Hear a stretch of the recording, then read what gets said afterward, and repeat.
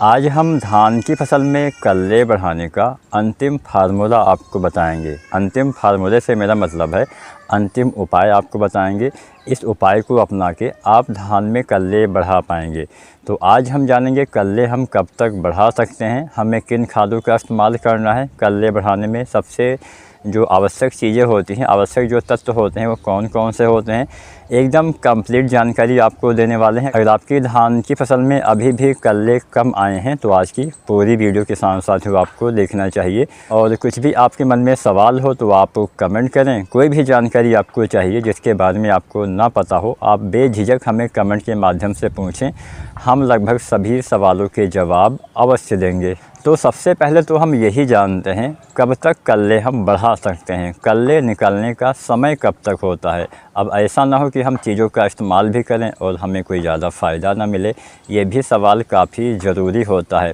आम तौर पे धान की फसल में 18-20 दिन के बाद वो प्रोसेस होना स्टार्ट हो जाती है, जिसके बाद कल्ले आना स्टार्ट हो जाते हैं। और धान की फसल में जो कल्ले निकलते हैं अधिकतम आप 50 दिन मान सकते हैं कि हाँ 50 दिन तक कुछ कल्ले हो सकते हैं। लेकिन अधिकतम 50 दिन से मतलब ये नहीं कि आप 50 दिन तक कल्ले निकलवा सकते हैं।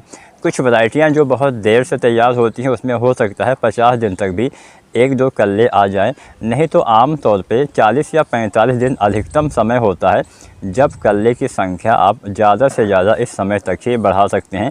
क्योंकि इसके बाद पौधा जो होता है, बालियाँ बनाने की जो प्रोसेस होती है वो स्टार्ट हो जाती है। कुछ वैरायटियाँ जो जल्दी तैयार होती है उसमें 55 दिन पे ही 55-60 दिन तक जो बालियाँ हैं वो भी तने के अंदर बनना स्टार्ट हो जाती हैं। तो उसके बाद पौधा कल्ले बढ़ाने के ऊपर ध्यान नहीं देता है। तो आप मान सकते हैं कि हाँ अगर आपकी धान की फसल अभी 40 दिन की है तब आप कुछ कल्ले बढ़ा सकते हैं। लेकिन अगर 45 दिन से ज़्यादा दिन की है तो आप कल्ले अपने फसल में ज़्यादा नहीं बढ़ा पाएंगे। हो सकता है बहुत देर वाली कोई वैरायटी हो तो उसमें 1-2 कल्ले आपके बढ़ जाए, इसलिए मैंने बोला कि हाँ 50 दिन तक कुछ कल्ले निकल सकते हैं। लेकिन अगर आप कल्ले ज़्यादा बढ़ाना चाहते हैं तो ये सारी चीज़ें 40 दिन के भीतर ही करना सबसे बेस्ट रहेगा। तो चलिए जानते हैं क्या क्या आप कर सकते हैं। अगर आपकी धान की फसल अभी 25 दिन से लेके और 40 दिन के आसपास की है या मान लीजिए 42-45 दिन तक है तो इन चीज़ों का इस्तेमाल किया जा सकता है। तो पहले फार्मूले में हम 3 चीज़ों का इस्तेमाल करेंगे। पहली चीज़ आपको ह्यूमिक एसिड का इस्तेमाल करना है।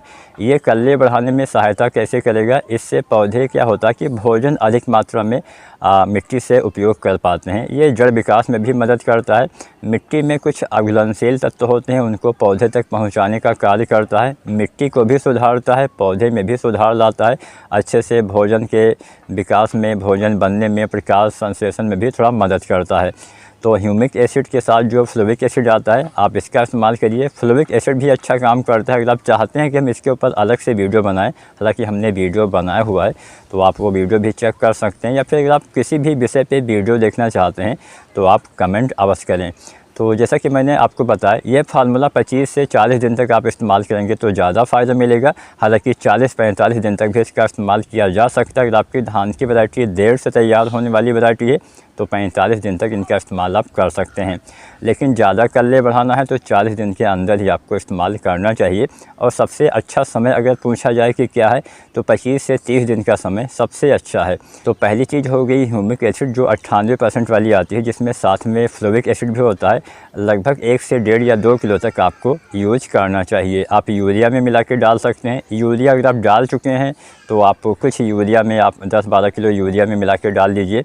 या नहीं डालना चाहते हैं तो आप बालू रेत में मिला के डाल सकते हैं या आप कोई ऑर्गेनिक कंपोस्ट में भी मिला के डाल सकते हैं। तो आपको ये चीज़ यूज़ करना है। इसके अलावा आपको इस्तेमाल क्या करना है ये भी आप जान लीजिए। यूरिया अगर नहीं डाला है, अगर मान लीजिए आपकी फसल अभी 25-30 दिन की है तो आप 30-40 किलो यूरिया साथ में ह्यूमिक एसिड डाल दीजिए। अगर आपकी फसल 40-45 दिन की है तो भी आप यूरिया डाल सकते हैं। इस समय हमें अंतिम यूरिया देना होता है तो 30-40 किलो यूरिया साथ में ह्यूमिक एसिड डाल सकते हैं। एक चीज़ का इस्तेमाल आपको और करना है सल्फ़र। सल्फ़र 90% वाला 3 से 4 या 5 किलो तक अगर आप यूरिया के साथ सल्फ़र भी मिला के डाल देते हैं तो इससे नाइट्रोजन की अच्छे से पौधे उपयोग कर पाते हैं। कल्ले बढ़ाने में केवल ह्यूमिक एसिड का ही उपयोग नहीं होता है, कल्ले बढ़ाने में नाइट्रोजन का सबसे ज़्यादा योगदान होता है। पौधे के वानस्पतिक विकास में सबसे ज़्यादा अगर कोई चीज़ काम करती है तो वो है नाइट्रोजन। लेकिन ज़्यादा मात्रा में नहीं डालना है, ना ही बहुत कम मात्रा में डालना। अगर आप यूरिया डाल चुके हैं तो दोबारा से ना डालें, लेकिन ना डाला हो तो 30-40 किलो यूरिया और साथ में आप सल्फ़र मिला के डालेंगे।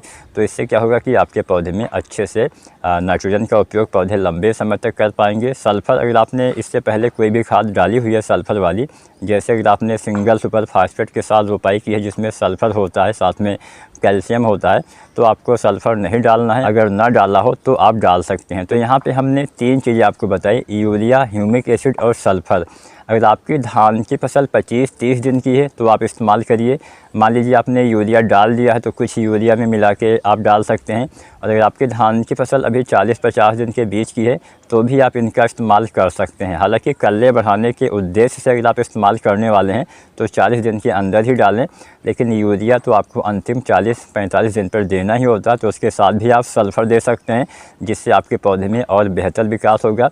जो कल्ले बने हैं वो कल्ले भी काफ़ी मोटे मजबूत हो जाएंगे। आप ह्यूमिक एसिड तब भी डाल सकते हैं 50 दिन के अंदर, जिससे एक काम क्या करेगा कि जो पौधे में कल्ले का विकास हुआ है, क्योंकि जब पौधे में कल्ले निकलते हैं तो जो लास्ट वाले कल्ले निकलते हैं थोड़ा कमज़ोर रह जाते हैं।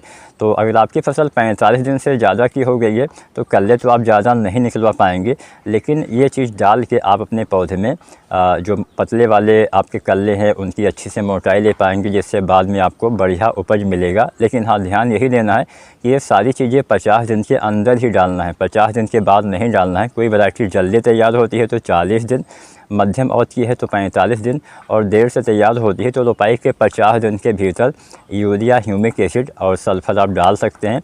लेकिन सबसे बढ़िया समय पूछा जाए तो 25 से 30 दिन का ही होता है। इसके अलावा किसान साथियों, कल्ले बढ़ाने में नाइट्रोजन का तो योगदान होता ही होता है। इसके अलावा बहुत सारे ऐसे तत्व होते हैं जिनको हम सूक्ष्म तत्व बोलते हैं, माइक्रोन्यूट्रिएंट्स। इसके प्रयोग से भी आपके पौधे में अच्छे कल्ले, अच्छे फुटाव हो सकते हैं। अगर आपकी फसल अभी 25-30 दिन की है तो आप मिट्टी में भी डाल सकते हैं, लेकिन अगर आपकी फसल अभी 30 दिन से ऊपर की हो गई है, मान लीजिए ज़्यादातर किसान साथियों की फसल 35-40 दिन के आसपास की होने वाली होगी, तो ऐसे किसान साथी स्प्रे बिल से आप सूक्ष्म तत्व की पूर्ति करें। आप 4-5 चीज़ें डाल सकते हैं जो मैं आपको बता देता हूँ। मैंने बहुत सारी वीडियो में आपको बताया हुआ है। इसके इस्तेमाल से भी पौधे में अच्छे से भोजन का निर्माण होगा, हरियाली आएगी और ज़्यादा कल्ले आने की संभावना रहेगी। तो 5 चीज़ें आपको लेनी है। पहली चीज़ 2 किलो आपको यूरिया लेना है। दूसरा चीज़ आपको लेना है जिंक। अब जिंक 2-3 तरह की आती हैं। अगर आप 33% वाला लेते हैं तो 700 ग्राम लीजिए। अगर आप 21% वाला लेते हैं तो लगभग 1 किलो। अगर आप 12% वाली चिलेटेड जिंक लेते हैं तो लगभग 100 से 150 ग्राम। तीनों में से कोई भी एक जिंक, साथ में 2 किलो यूरिया। इसके साथ आपको लेना है फेरस सल्फेट जो 19% वाला आता है, इसके लगभग 400 से 500 ग्राम मात्रा लेना है। मैग्नीज सल्फेट आपको लेना है 250 ग्राम से 300 ग्राम तक, और मैग्नीशियम सल्फेट आपको लेना है लगभग 1 किलो। यहाँ पे हमने 5 चीज़ें बताई, सभी के फ़ायदे जान लीजिए। यूरिया आपको डालना ही पड़ेगा ताकि ये सारी चीज़ें अच्छे से काम करें। यूरिया से भी कुछ नाइट्रोजन की कमी होगी, हल्का फुल्का पीलापन है तो दूर हो जाएगा। इसके अलावा जिंक डालेंगे।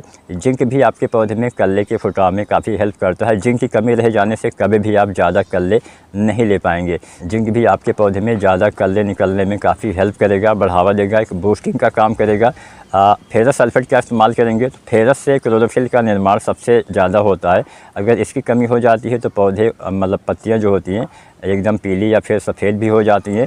तो फेरस आपको इस्तेमाल करना है, इससे क्लोरोफिल अच्छे से होगा, जिससे पौधे में अच्छे से प्रकाश संश्लेषण होगा, अच्छे से पौधा भोजन बना पाएगा, अच्छे से विकास होगा। मैग्नीज सल्फेट से भी पौधे में कल्ले के फुटाव में बहुत हेल्प मिलती है, और मैग्नीशियम सल्फेट भी हरापन लाने में कल्ले के फुटाव में मदद करने वाला है। तो यहाँ पे हमने 5 चीज़ें बताई हैं। इनका घोल अगर आपकी फसल अभी 25-30 दिन की है तो भी डाल सकते हैं। अगर आपकी फसल 35, 40, 45 दिन की है तो भी डाल सकते हैं। आप चाहें तो 2 बार भी इसका इस्तेमाल कर सकते हैं। एक बार 25 से 30 दिन पे डालिए, फिर दोबारा से 15-20 दिन के अंतराल पे आप डाल सकते हैं, तो अच्छा ये काम करेगा। इसके अलावा एक चीज़ पे आपको ध्यान देना है, पानी पे ध्यान देना है। इस साल किसान साथियों कहीं पे हो सकता है अच्छी बरसात हुई हो, लेकिन हमारे इलाके में उतना अच्छे से बरसात नहीं हुई है। तो अगर पानी की कमी हो जाएगी तो चाहे आप कुछ भी डाल दें, कोई विशेष फ़ायदा नहीं मिलने वाला है। तो नमी पे आपको ध्यान देना है। भले ही आप पानी भर के ना रख पाएँ पानी भर के बहुत ज़्यादा रखने की भी आवश्यकता नहीं है, लेकिन मिट्टी में नमी उचित मात्रा में कल्ले निकलते समय होना आवश्यक है। अगर पानी की कमी हो जाएगी तो आपके पौधे में कल्ले अच्छे नहीं आ पाएंगे। तो यहाँ पे हमने 2 तरीके जाने हैं, एक तरीका हमने स्प्रे वाला जाना, एक तरीका हमने मिट्टी वाला जाना। अब चलिए तीसरा तरीका जानते हैं। यह तरीका अपनी फसल की कंडीशन के हिसाब से इस्तेमाल करना है। कई बार या फिर ज़्यादातर किसान साथियों ने, जैसा कि हमारे वीडियो पे जो कमेंट आते हैं, हमें बताया गया है कि हमने डीएपी रोपाई के पहले नहीं डाला है, बाद में डाला है, इतनी मात्रा में डाला है। तो इससे क्या होता है कि डीएपी अगर आपने रोपाई के बाद डाला तो उसकी पूर्ति पौधे को उतना अच्छे से नहीं हो पाती है। फास्फोरस एक आगतशील तत्व होता है, अगर आप बाद में ऊपर से डालेंगे तो बढ़िया काम ही नहीं करेगा। तो अगर फास्फोरस की कमी रह जाएगी तो भी भले ही आप कुछ भी डाल दीजिए, तब आपका काम नहीं होगा। तो फास्फोरस अगर आपने कम डाला है तो आपको यह तरीका अपनाना है, या फास्फोरस की कमी दिखे तो ये तरीका आप अपनाइए। आपको पता ही होगा आपने कितना फास्फोरस डाला है। रोपाई से पहले संपूर्ण मात्रा डाल दी है तो बढ़िया है, तब आप ना भी डाल सकते हैं। लेकिन रोपाई के बाद अगर आपने कुछ डाला है, डीएपी रोपाई के बाद डाला है, तो निश्चित ही आप अच्छे से फास्फोरस की पूर्ति अपनी फसल में नहीं कर पाए होंगे। तो यह तरीका आप अपना सकते हैं। इसमें आपको 2 चीज़ों का इस्तेमाल करना है। एक तो आपको लेना है NPK 1261 बहुत ही बेहतरीन काम करेगा, जड़ विकास में सहायता करेगा, आपके पौधे में फास्फोरस की बहुत जल्दी पूर्ति करेगा, इसकी कमी को दूर करेगा। तो 1 से 1.5 किलो यह NPK आपको लेना है। इसके साथ आपको चिलेटेड जिंक का इस्तेमाल करना है। जैसा कि मैंने इससे पहले वाले फार्मूले में भी जिंक का इस्तेमाल आपको बताया हुआ था। तो अगर आप ये दोनों चीज़ें इस्तेमाल करने वाले हैं, यानी अगर आप NPK 1261 और जो पहला फार्मूला हमने माइक्रोन्यूट्रिएंट्स वाला बताया वो भी आप इस्तेमाल करने वाले हैं, तो यहाँ पे 1261 ही आप केवल सिंगल स्प्रे कर दीजिए। लेकिन अगर आप केवल 1261 ही डालने वाले हैं तो इसके साथ चिलेटेड जिंक आप डालिए, क्योंकि आप फास्फोरस के साथ जिंक सल्फेट नहीं डाल सकते हैं, लेकिन चिलेटेड जिंक का प्रयोग आप कर सकते हैं। लेकिन कुछ सावधानियाँ भी बरतनी होती हैं, ऐसे ही प्रयोग नहीं कर सकते हैं, कुछ सावधानियों की बात करते हैं। 12% वाली जो चिलेटेड इरिटिया जिंक आती है उसका इस्तेमाल आप फास्फोरस वाली खाद के साथ कर सकते हैं, स्प्रे विधि से किया जाता है। लेकिन ध्यान क्या देना है कि आपको उसको एक साथ लंबे समय तक घोल के नहीं रखना है। जैसे आपको छिड़काव करना हो तो एक अलग बर्तन में आपको फास्फोरस वाली खाद को घोलना है NPK 1261 और दूसरे बर्तन में आपको घोलना है चिलेटेड वाले जिंक का। अब इसका अलग अलग घोल बना के आप रखिए, जब आपको टंकी में डाल के स्प्रे करना हो तब आप मिलाएं। जिससे क्या होगा, मतलब कहने का मतलब ये है कि इनको आपस में मिलाया तो जा सकता है, लेकिन मिलाकर लंबे समय तक रखा नहीं जा सकता है। इसलिए एक साथ ना मिलाएं, अलग अलग घोल बना के रखें और जब आपको स्प्रे करना हो तब टंकी में जब आपको NPK 1261 का घोल डालना हो उसी समय आप जिंक वाला घोल भी डाल के स्प्रे करेंगे, तो इससे ज़्यादा दिक्कत नहीं आएगी और ये बढ़िया काम भी करेगा। तो फास्फोरस की कमी हो तो आप यह तरीका भी अपना सकते हैं। अब एक सवाल यह आता है, आपने इतनी सारी चीज़ें बताई, क्या हम ग्रोथ प्रमोटर का भी इस्तेमाल कर सकते हैं?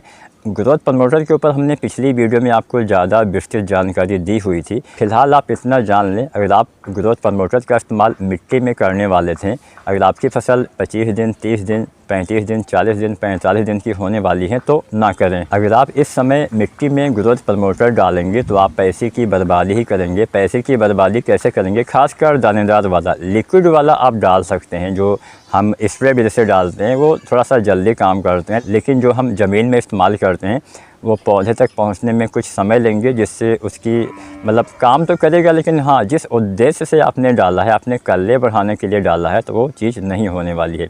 इस बात का भी आपको ध्यान देना चाहिए। लिक्विड वाले ग्रोथ प्रमोटर आप डाल सकते हैं। अगर आप दानेदार वाला ग्रोथ प्रमोटर डालना चाहते हैं तो रोपाई के 10 या 15 दिन के भीतर आप डाल सकते हैं। अगर आपने धान की सीधी बिजाई की है तो आप 30-35 दिन तक भी इसका इस्तेमाल कर सकते हैं, अन्यथा आपको इसका इस्तेमाल नहीं करना है। लिक्विड वाले ग्रोथ प्रमोटर का आप छिड़काव विधि से प्रयोग कर सकते हैं, लेकिन अच्छी कंपनी का करना है जिससे उसका ज़्यादा फ़ायदा मिले। अब क्या सावधानी बरतनी है? सावधानी यह बरतनी है कि यूरिया 50 दिन के बाद ना डालें। अगर आपने अभी तक पोटास भी नहीं डाला है, आपकी फसल 25, 30, 35, 40, 45 दिन की है या 50 दिन से कम दिन की है, ज़्यादातर किसान साथियों की फसल 30-40 दिन के आसपास की ही होगी, तो अगर आपने अभी तक पोटास ना डाला हो तो आप 20-25 किलो पोटास अवश्य डाल लें। पोटास नहीं डालने से निश्चित ही आप उत्पादन में कमी करने वाले हैं। वैसे तो खादों का इस्तेमाल मिट्टी की जांच करवाने के बाद ही करना चाहिए, लेकिन अगर आपने पोटास नहीं डाला है और आप अपने खेत के फसल अवशेष को नष्ट कर देते हैं, फसल अवशेष में पोटेशियम अच्छी मात्रा में होता है, तो आपकी मिट्टी में अवश्य ही पोटास की कमी हो सकती है। तो आपको पोटास का इस्तेमाल वैज्ञानिक जो तरीका होता है, वैसे तो 25 से 40 किलो देना होता है। पूरी मात्रा रोपाई के समय भी डाल सकते हैं, या 2 हिस्सों में बांट के आधी मात्रा रोपाई के समय, आधी मात्रा आप 40-50 दिन पे डालें तो अच्छा है। लेकिन ना डाल पाए हों तो आप 20 या 25 किलो, अगर कोई वैरायटी जल्दी तैयार होती है तो 20 किलो, देर से तैयार होती है तो 25 किलो MOP पोटास 60% वाला आपको यूज करना चाहिए। 50 दिन के अंदर ही डालना है। 50 दिन से ऊपर की फसल है तो NPK 0050 आप 1 से 1.5 किलो डाल सकते हैं। तो उम्मीद करते हैं आज की वीडियो आपके लिए उपयोगी साबित होगी। हमने जो तरीके बताए हैं समय से आपको यूज़ करना है, और 45 दिन के बाद आप ऐसा मान के चल सकते हैं कि हाँ, आप ज़्यादा कल्ले नहीं बढ़ा सकते हैं। 45 दिन के बाद आपको फोकस करना है कि आपके जितने भी कल्ले आए हैं उसमें अच्छे से बालियाँ आ सके, जिसके ऊपर हमने वीडियो भी बनाया हुआ है कि आप बालियाँ मोटी लंबी कैसे कर सकते हैं, दाने कैसे बढ़ा सकते हैं। या फिर अगर आप किसी दूसरे विषय पे वीडियो देखना चाहते हैं, किसी दूसरी फसल के ऊपर, अगर आप गन्ने की खेती करते हैं तो हमें कमेंट के माध्यम से अवश्य बताएं कि कितने किसान साथी गन्ने की फसल लगाए हुए हैं, ताकि हम उसके ऊपर भी वीडियो डाल सकें। वीडियो पसंद आई हो तो लाइक करें, अपने किसान भाई के साथ वीडियो साझा करें, और SRJ खेती चैनल को सब्सक्राइब नहीं किया है तो आप इस चैनल को सब्सक्राइब भी करें। धन्यवाद।